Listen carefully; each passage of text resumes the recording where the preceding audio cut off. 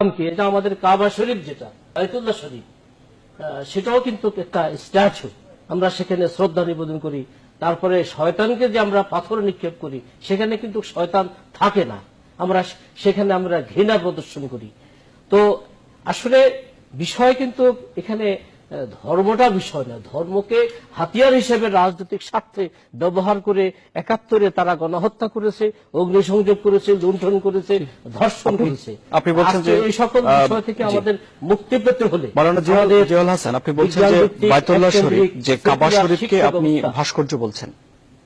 আপনি বলছেন এর আগে আপনার আমাদের বিমানবন্দরের সামনে আপনার সেখানেও তারা, তারপরে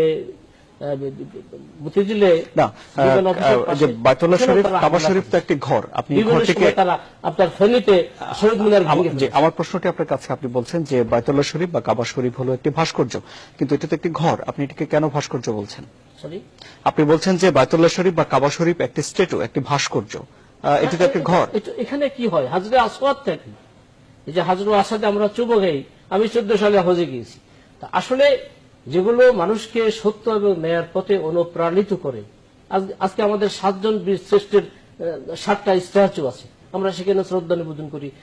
সাভারের জাতীয় স্মৃতিসৌধে আমরা সেখানে শ্রদ্ধা নিবেদন করি। আজকে এই দাবিগুলো যারা করছেন, অতীতে এই যে আপনার সরার্দি উদ্যানে যে শিকার চিরন্তন, এই শিকার চিরন্তনের বিরুদ্ধেও তারা কর্মসূচি দিয়েছিল, কিন্তু তাদের কোনো কর্মসূচি এই পর্যন্ত সফল হয়নি, কোনোদিন হবে না, কারণ এগুলো মুক্তিযুদ্ধ বিরোধী, প্রগতি বিরোধী কর্মসূচি।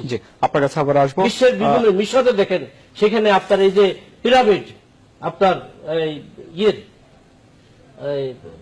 পিরামিড যেটা মিশরে, সেটা কি, সেটাও একটু আপনার কোরআনে আপনার এগুলো বর্ণনা রয়েছে। বিশ্বের বিভিন্ন জায়গায় আপনার তুরস্কে রয়েছে, তারপরে বিভিন্ন জায়গায় বাগদাদে আছে, স্ট্যাচু রয়ে গেছে, অনেক জায়গায় আছে, ভাস্কর্য আছে। জি, এই বিষয়গুলো আল কোরআনেও আছে। জি, একটু একটু যদি বিস্তারিত বলেন। আল কোরআনের 34 নম্বর সূরা সাবার 13 নম্বর আয়াত, আউযু বিল্লাহি মিনাশ শাইতানির রাজীম, ইয়ামালুনা লাহু মা ইয়াশাউ মিন মাহারিবা ওয়া তামাসিলা ওয়া জিফানিন কাল জাওয়াবি ওয়া কুদুরুস সিয়াতি ইলামু আলা দাউদুশ শাকুরা। অর্থাৎ উহারা সুলাইমানের ইচ্ছা অনুযায়ী প্রাসাদ, ভাস্কর্য, হাউস সদৃশ্য বৃহদাকার পাত্র এবং সুদৃঢ়ভাবে স্থাপিত ডেক নির্মাণ করিত। আমি বলিয়াছিলাম, হে দাউদ পরিবার, কৃতজ্ঞতার সঙ্গে তোমরা কাজ করিতে থাকো, আমার বান্দাদের মধ্যে অল্পই কৃতজ্ঞ। তামাসিলা শব্দের অর্থ হলো ভাস্কর্য। আল কোরআনে, ইসলামিক ফাউন্ডেশন কর্তৃক প্রকাশিত আল কোরআনে সূরা সাবা, আল কোরআন 34 নম্বর আয়াতের সূরা 13 নম্বর আয়াত, সেখানে ভাস্কর্য সুলাইমান আলাইহিস সালামের অনুসারীরা ভাস্কর্য তৈরি করতেন ওনার ইচ্ছা অনুযায়ী।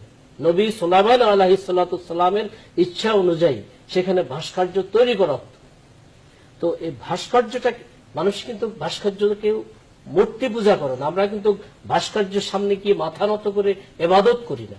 আমরা যেমনি ভাবে শহীদ মিনার, জাতীয় স্মৃতিসৌধে আমরা গিয়ে ইবাদত করি না, আমরা মাথা নত করি না, আমরা শ্রদ্ধা নিবেদন করি আমাদের শহীদদের, দেশপ্রেমিক 7 জন বীর শ্রেষ্ঠকে। না, কিন্তু